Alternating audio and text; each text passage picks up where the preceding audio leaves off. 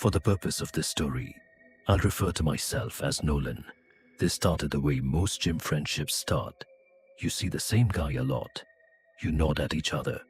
After a while, you stop pretending you don't recognize them. You just say, "What's up?" like it's no big thing. I was going to my gym almost every day after work. Same time, same routine. It was the only part of my day that felt predictable. One of the regulars was a guy named Josh. He had that look like he wanted people to see him as a serious lifter. Always in some kind of fitted shirt, always a shaker bottle, always walking around with that big duffel bag. He was there so often, it felt like he lived there. At first, it was just small stuff, like a head nod when we passed the dumbbells. Pretty normal. You see the same faces long enough, and it starts to feel rude not to acknowledge them. Josh seemed friendly enough. He would smile and do that quick chin-up thing, like we were already friends, even though we really weren't. One day, I was about to do bench, and he was already on the bench in the next rack over. He looked over and asked if I could spot him. That's when it actually became something. I said, "Sure." I stood behind the bench while he unracked the bar. He was strong, I'll give him that. He did a few reps and he struggled on the last one, so I helped guide it back. He sat up and then he started talking like he had been waiting for this moment. He asked me how long I'd been lifting, what my split was, some basic gym talk. I told him, and he told me his. He talked fast, and I could tell he was high energy. He asked where I was from, what I do for work, and if I lived close. I kept it basic. I didn't give him my address or anything, just the general area. He said he lived not far from me, and he laughed like that was proof we were meant to be friends. Before I went back to my set, he asked if I had Instagram. He held out his phone pretty casually, so I just followed him back. It didn't seem like a big deal. People exchange socials all the time now. It's like the modern version of swapping numbers. For the next couple of weeks, it was the same routine, but slightly different. If Josh was there, he would come over and say, "What's up?" He'd ask what I was training. He'd comment on something I did, like he was coaching me, even though I didn't ask. It wasn't offensive, just a little much. I figured he was just one of those guys who treated the gym like a community center. He would DM me gym memes sometimes, dumb stuff, videos of guys failing lifts or edits of bodybuilders with dramatic music. I just react with a laughing emoji and keep it moving. I didn't want to be rude. He seemed like he just wanted a gym friend. Then he messaged me one day, saying there was a local festival happening that weekend, and we should go. I didn't even know about it. I looked it up, and it was one of those town festivals with food trucks, cheap drinks, random vendors, live music, and a crowd that's half families and half people just there to get buzzed in the middle of the day. I hesitated, but I said sure. It sounded like something to do. I figured it would be a quick hangout. If it was awkward, I could leave early. When the day came, I met him there in the afternoon. The first thing I noticed was how different he seemed outside the gym. At the gym, he had that controlled energy. Outside, it was like he had no volume knob. He was loud from the moment I saw him. He came up grinning too hard, slapped me on the shoulder, and started talking like we were reuniting after years apart. Then he started doing these weird voices, like cartoon voices, high-pitched, nasally, and then suddenly deep and scratchy. He'd say normal sentences, but in a voice like he was doing an impression. It didn't fit the situation. It wasn't like we were telling jokes, and he was doing characters. He just kept switching voices for no reason, like he couldn't help himself. At first I laughed because it caught me off guard. It was so random that it was kind of funny, but then it kept going. We got drinks and walked around. and it was like the alcohol flipped something on in him. His jokes got more inappropriate, not in a clever way, more in a shock value way. He'd point at random people and make comments that you should not say out loud, especially not around families. He kept trying to make me laugh by saying stuff that would get him punched if the wrong person heard it. I found myself doing that tight smile thing, laughing a little bit, but also looking around to see if anyone heard. He didn't seem to care at all. He would look right at people while saying things like he wanted them to react. A couple times, I told him to chill, like, calm down, and he would laugh into another voice, like a creepy whisper, saying my name, like it was part of the joke. Nolan, in this fake, spooky tone. He did it more than once. It was weird how much he liked saying my name. Still, the festival was busy and loud, and I could tell myself it was just him being socially awkward and trying too hard. Some people have no filter once they start drinking. I didn't want to judge him too harshly off one day. We ended up staying a couple hours. I went home, thinking he was strange, but probably harmless. After that, he kept messaging me more. He started sending DMs that were less like memes and more like constant check-ins, asking what I was doing, asking if I was going to the gym later, asking if I wanted to link up again. At first, I answered, but then I slowed down. I'm not the type of person who wants to be texting all day with a guy I barely know. He asked me to go out to a bar one weekend and said he invited 2 girls to meet us. That made it feel more normal, like, okay, we're just going out. There will be other people. It won't be just the 2 of us. So, I agreed. We met at a bar at night. Josh showed up, already buzzed. I could tell right away. He had that half-there look in his eyes and the extra confidence.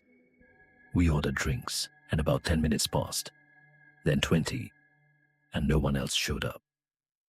I asked about the girls, and he said they bailed. He said it like it was nothing, like it happened all the time. Meanwhile, he hyped this up almost like it was a double date. I felt like he lied the entire time about the girls just to get me there. That thought landed in my stomach and stayed there. Then the voices started again, even worse this time. He wasn't just doing cartoon voices. He was doing these creepy, exaggerated sounds, like fake laughing, fake crying, then switching into a deep voice like a movie villain. He would incorporate these sounds and voices into the conversation we were having, but it was still so weird. He kept doing it right at the table, while people around us were trying to have normal conversations. I saw a couple at the bar look over and smirk, not because it was funny, but because it was awkward, like they were watching someone make a fool of themselves. Josh seemed to notice and leaned into it. He got louder. He started telling jokes that didn't even make sense, then laughing at himself too hard. Every time I tried to bring the conversation back to normal, he'd interrupt with another voice, and then he started saying my name again. Nolan. Listen, Nolan. It was like he couldn't talk without anchoring me to him. I felt embarrassed sitting there, not because I cared what the strangers thought, although I did feel like he made me look like a weirdo by association, but because his energy was so off that it made me feel trapped. People were watching, and the bartender looked annoyed, like she thought he was overly drunk and considering kicking him out. Josh kept drinking. He ordered shots and tried to get me to do them. I said no, and he acted like I was betraying him. He made a joke about me being boring. Then he did a voice like a crying baby. I forced a laugh, but inside, I wanted to get out of there so bad. I looked at my phone and made the decision I was leaving. I told him I had to go help my brother with something. It was the first excuse that came to mind. Josh stared at me for a second, like he didn't believe it. His face changed, and he looked genuinely annoyed, like I had just ruined his night. He asked why I couldn't just stay. I repeated that I had to go. He said something under his breath, then did that fake laugh again. But it sounded angry this time. I stood up, said I'd see him at the gym, and left. He didn't even say bye. People looked at me as I left, and I knew it was because we were a spectacle in there because of him. On the drive home, I felt relief. It was like I had been holding my breath for an hour. I told myself that was it. I wasn't hanging out with him again. Gym acquaintances is one thing. This was something else. The next time I went to the gym, I saw him. I tried to avoid eye contact. I stayed on the other side of the gym, hoping he wouldn't notice. Of course, he did. He came up behind me while I was re-racking dumbbells and said, "What's up?" Like nothing happened. He was overly friendly again, like the bar night didn't exist. He asked why I left so early. I shrugged and said I had to help my brother. He asked if my brother was good, and I said, "Yeah."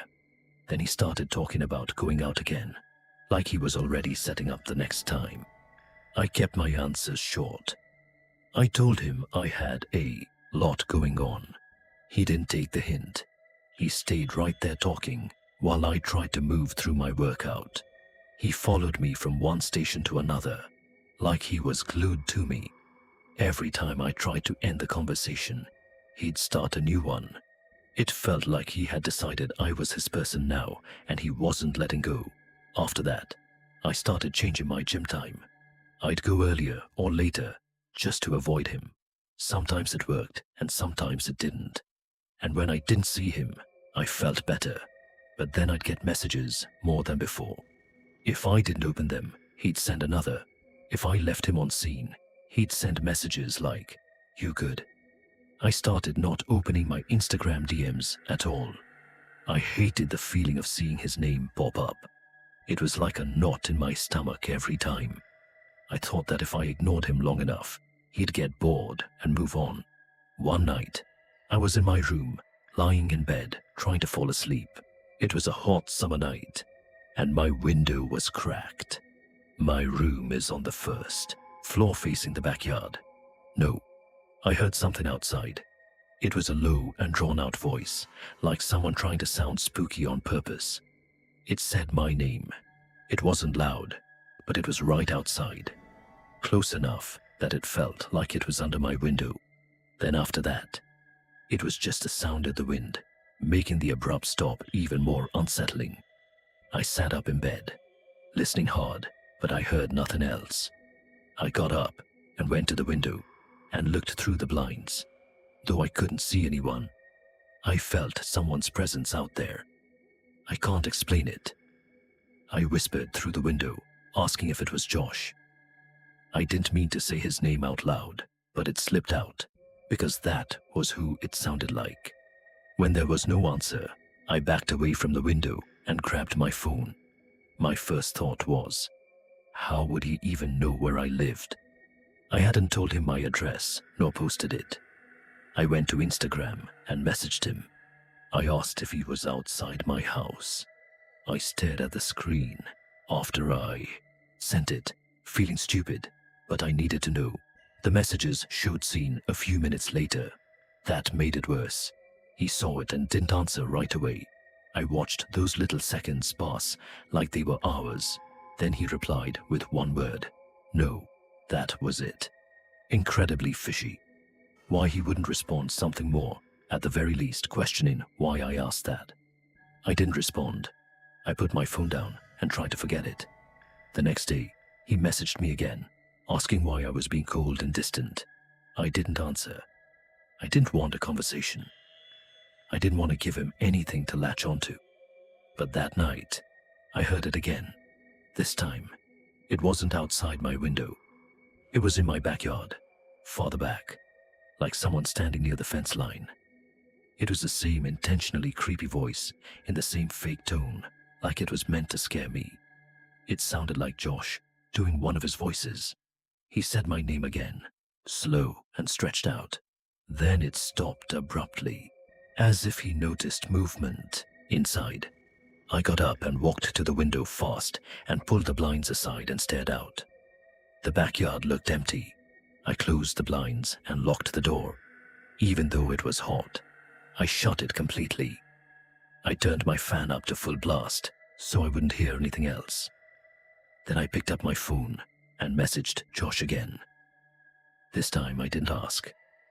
I told him if he didn't leave, and if he ever came back, I would contact the police and get a restraining order. I left it off with calling him a freak. I blocked him right after sending it. I set my phone down and told myself that was the end. I had drawn a line. He would get scared off.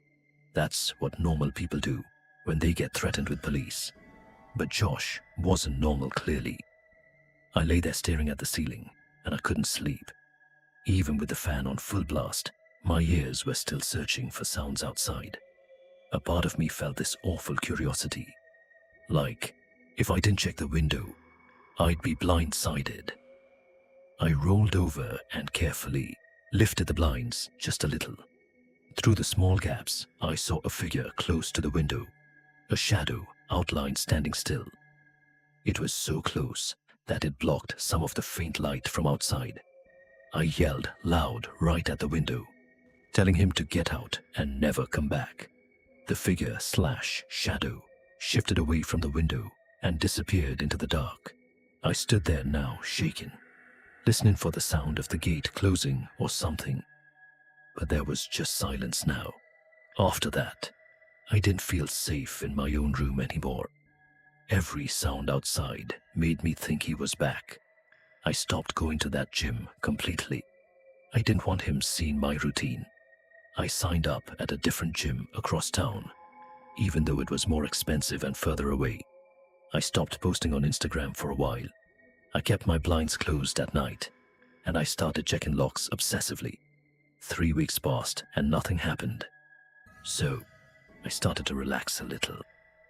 Then, one morning, I walked out to my car and saw my rear tire was flat. I crouched down and saw the cut. It was a clean slice in the sidewall. He slashed my tire. I looked up and down the street, like I expected him to be standing there watching me.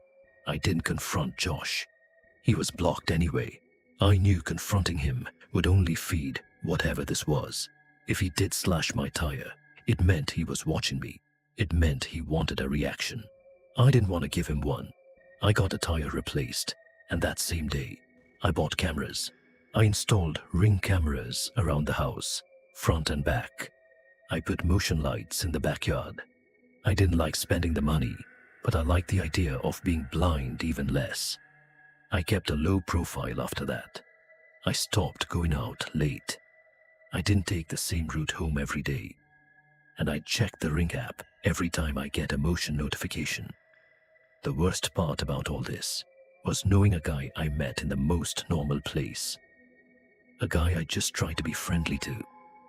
Developed this disturbing obsession with me after hanging out twice. And once someone like that decides you're their friend, or you hold any sort of relationship with them, good luck getting them out of your life. So, my advice is to be careful who you let into your life at all. Sorry too. I'm Lewis. I'm 22 years old, and I live in a small town in Kansas. It's a safe town. I've lived here for almost 14 years.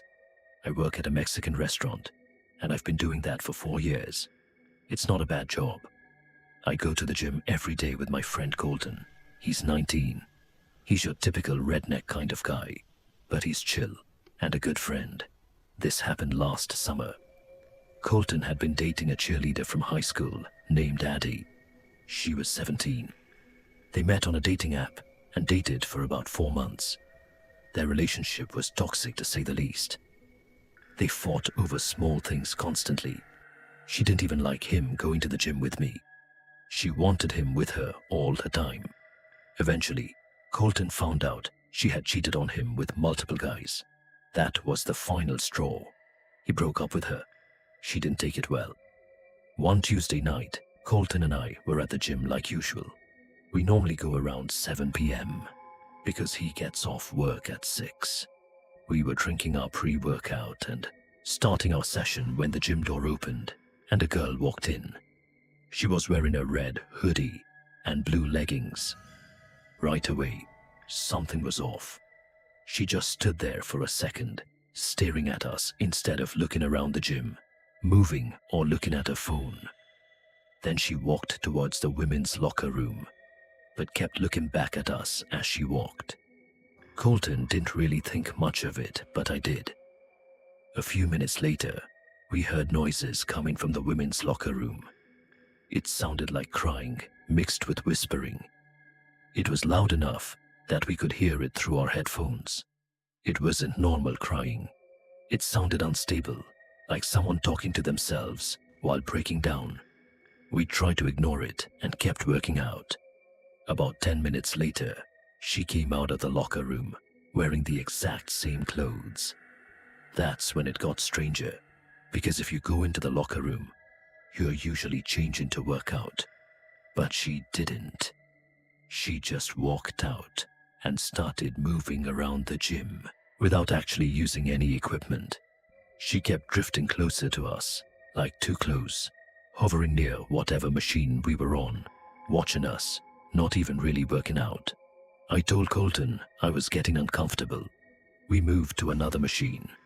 A few minutes later, she was gone. But we didn't see her leave. We just realized she wasn't there anymore.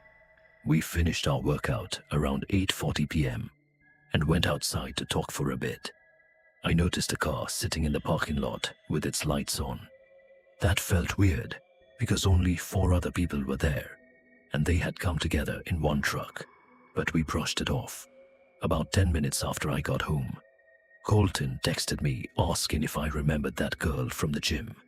I said, "Yeah." He asked, "What if it was Addie?" That idea made my stomach drop. He said she had been acting crazy since the breakup and really wanted him back. I told him there was no way.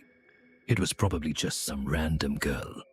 Eventually, we both convinced ourselves it wasn't her and went to bed. Around 11:30 p.m., I heard knocking on my brother's window. I went to look outside, but didn't see anyone. A few minutes later, there was knocking on my window. Again, no one was there. Then, I heard aggressive knocking at the front door. The doorknob started shaking violently. Not someone checking if it was unlocked. Someone trying to get in. Then I heard a girl laughing. Not normal, playful laughter. It was hysterical. Every few seconds, she would start laughing again, like she was enjoying herself. I started feeling sick. Then my phone buzzed. A random number texted me, saying to leave Colton alone. It said I convinced him to break up with her, and that now I would pay the consequences. I knew immediately it was Addie. Another text came in. It was a picture of a knife in her hand. That's when it became real. She wasn't just angry. She was outside my house with a weapon. I texted my dad, who was thankfully still awake.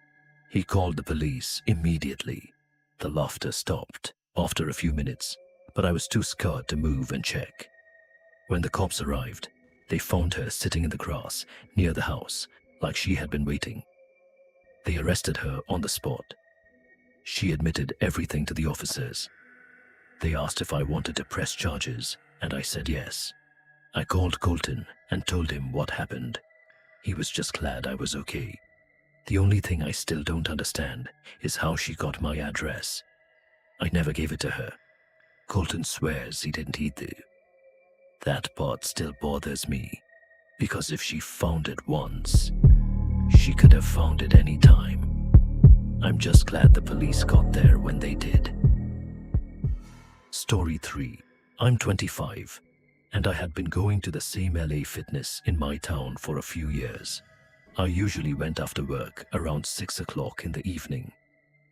After a while, you start recognizing the regulars, even if you never talk to them. About 6 months ago, I started noticing a guy I hadn't seen before. The first time I really noticed him was during one of my leg days. I was doing squats, and when I finished a set, I looked up at the mirror in front of me and saw him sitting on a chest press machine behind me. He wasn't using it. He was just sitting there, leaning forward with his elbows on his knees, looking straight ahead. But when I started another set and looked up again, he was still sitting in the same position, now staring in my direction. When our eyes met, he quickly looked away. The next time I saw him was a couple days later. I was doing shoulder presses and noticed him sitting on a lat, pull-down machine across the room. Again, he wasn't using it. The weight stack wasn't moving, and he had been sitting there the entire time I was working out. Every time I glanced over, I caught him looking at me before he turned his head away. After that, I started noticing him almost every time I went to the gym. The weirdest part was that I never actually saw him work out. He would just sit on machines or benches, but never move the weights. One night, I was doing squats again when I noticed him behind me, holding his phone up in front of his chest. It was angled directly toward me. For a second, it looked like he was recording. The moment I turned around and stared at him, he lowered the phone and looked away. That was when I started feeling genuinely uncomfortable. Over the next week, I kept seeing him. Sometimes he'd be sitting near the dumbbells, sometimes on a machine across the room. But no matter where I was in the gym, he always seemed to have a clear view of me. One night, I went to refill my water bottle, and when I turned the corner toward the fountain, he was suddenly standing there only a few feet away. It startled me because I had never seen him that close before. He looked down the moment he realized I noticed him, and he quietly walked past me without saying anything. After that, I decided to change my routine. Instead of going around 6 like I usually did, I started going around 9 at night. The gym is a lot quieter then, and I figured if he had a normal schedule, he probably wouldn't be there. The first night I tried it, I walked in and scanned the room right away. He wasn't there. The same thing happened the next few nights. I thought maybe I had solved the problem. Then one weekend, my friends and I went out to a bar downtown. It was crowded and loud, like most places on a Saturday night. And there he was. I turned around while we were standing near the back of the room and saw the guy sitting alone at a small table near the wall. It took me a second to realize it was the same guy from the gym. He was wearing a dark jacket and a baseball had pulled low over his face. When I noticed him, he was staring directly at me. The second he realized I had seen him, he looked down at his drink. Over the next 20 minutes, I caught him looking at me several more times. Each time, he'd quickly look away. Eventually, I leaned toward my friends and said I wanted to go somewhere else. We left and walked a few blocks to another bar. I didn't see him again that night, but the whole thing stayed in my mind. The scariest moment happened 2 weeks later. There's a nature preserve near my house, with a long trail I sometimes run during the day. It was a cloudy afternoon when I started my run on the dirt path that leads deeper into the preserve. About 10 minutes in, I noticed someone jogging behind me. At first, it didn't seem unusual, but after a minute, I realized the distance between us wasn't changing at all. He stayed the exact same distance behind me the entire time. I slightly increased my pace, and within seconds, I heard his footsteps speed up too. I sped up again, and he did the same thing. When I glanced back briefly, I saw a man wearing a hat with his head down, jogging behind me. His build looked exactly like the guy from the gym. That's when the adrenaline kicked in. I knew there was a small dirt exit path up to a nearby street. If you took a sharp left ahead, I started running faster and faster until I was almost sprinting. His footsteps got louder behind me. When I turned onto the narrow dirt path leading up to the street, I heard him break into a full sprint too. I ran as fast as I possibly could. When I reached the street, I started screaming for help. A man who had been standing in his driveway across the road immediately looked over. The second the guy behind me saw someone else, he stopped at the edge of the trail. I turned and saw him hesitate for a moment before turning around and running back into the woods. The man from the driveway came over to check on me while I tried to catch my breath. By the time I looked back toward the trail, the guy was completely gone. I never saw him at the gym again after that day. A few weeks later, I cancelled my membership and joined a gym across town. This experience definitely made me a whole lot more paranoid in public settings as far as paying attention to who's watching me.